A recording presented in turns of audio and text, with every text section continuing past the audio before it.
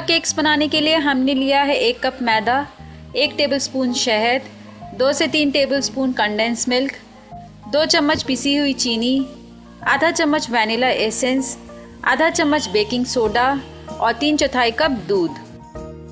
तो चलिए फ्रेंड्स, अब हम डोरा केक बनाना स्टार्ट करते हैं।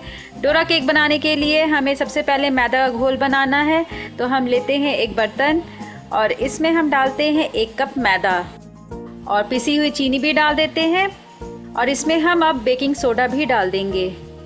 सबसे पहले हम अपने सारे ड्राई इंग्रेडिएंट्स को अच्छी तरीके से मिक्स कर लेते हैं। ये देखिए हमारे ड्राई इंग्रेडिएंट्स अच्छी तरीके से मिक्स हो गए हैं। अब इसमें हम डालते हैं दूध। हम सभी दूध को एक संग नहीं डालेंगे, अभी हम लगभग आधा कप दूध डालते हैं और फिर इसमें हम डालते हैं 1 टेबलस्पून शहद और लगभग 2 से 3 टेबलस्पून हम कंडेंस मिल्क भी डाल देते हैं।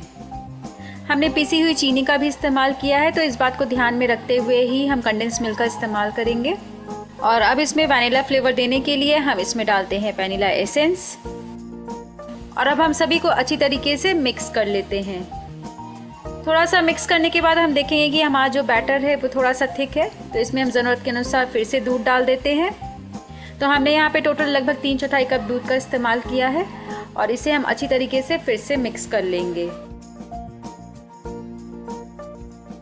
तो देखिए इस तरीके से मिक्स करते हुए हमारा जो घोल है वो बिल्कुल तैयार हो गया। आप देख रहे हैं इसमें बिल्कुल भी लम्स नहीं है, ये काफ़ी स्मूथ है और जो बैटर है हमारा वो बहुत ज़्यादा पतला नहीं है, आप देख रहे हैं ये थोड़ा सा थिक है।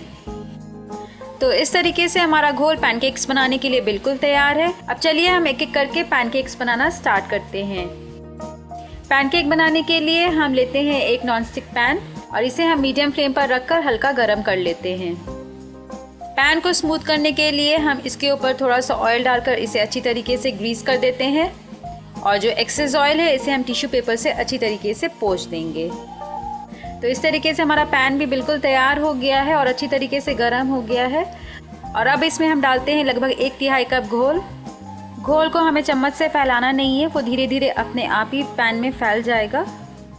और एक बात और ध्यान रहे कि हमने जिस मेजरमेंट से पहला घोल डाला है उसी मेजरमेंट से ही हम बाकी सभी घोल डालकर पैनकेक्स बनाएंगे, तो हमारे जो पैनकेक्स हैं वो एक समान रूप में बनेंगे।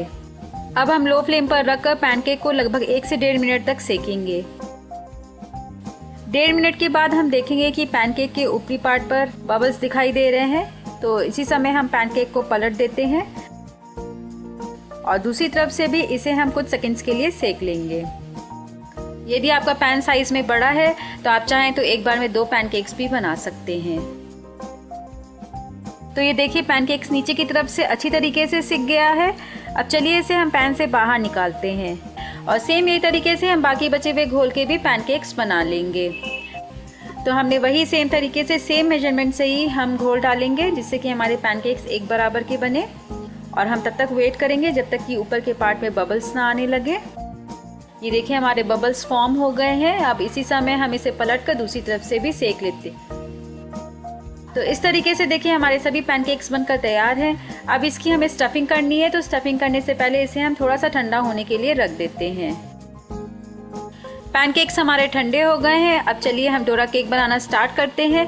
तो डोरा केक बनाने के लिए हमने लिया है 2 पैनकेक्स और अब हम इसके ऊपर डालते हैं चॉकलेट स्प्रेड। चॉकलेट स्प्रेड को हम बिल्कुल अच्छी तरीके से पैनकेक के ऊपर फैला देंगे। आप जितना चॉकलेटी खाना पसंद करते हैं उस हिसाब से फैला सकते हैं। हमने यहाँ पे थोड़ा सा थिक लेयर फैलाया है, ये खाने में और भी टेस्टी लगेंगे। हमने यहाँ पे स्टफिंग के लिए चॉकलेट स्प्रेड का इस्तेमाल किया है, आप चाहें तो नटेला या जैम का भी इस्तेमाल कर सकते हैं। तो इसी तरीके से दोनों केक के ऊपर हमने चॉकलेट स्प्रेड को फैला दिया है और अब हम चॉकलेट स्प्रेड को कवर करने के लिए इसके ऊपर रखते हैं एक और पैनकेक, बिल्कुल सैंडविच की तरह, और इसे हम बिल्कुल हल्के हाथों से प्रेस कर देते हैं। तो इस तरीके से हमारे डोरा केक्स बिल्कुल बनकर तैयार हैं।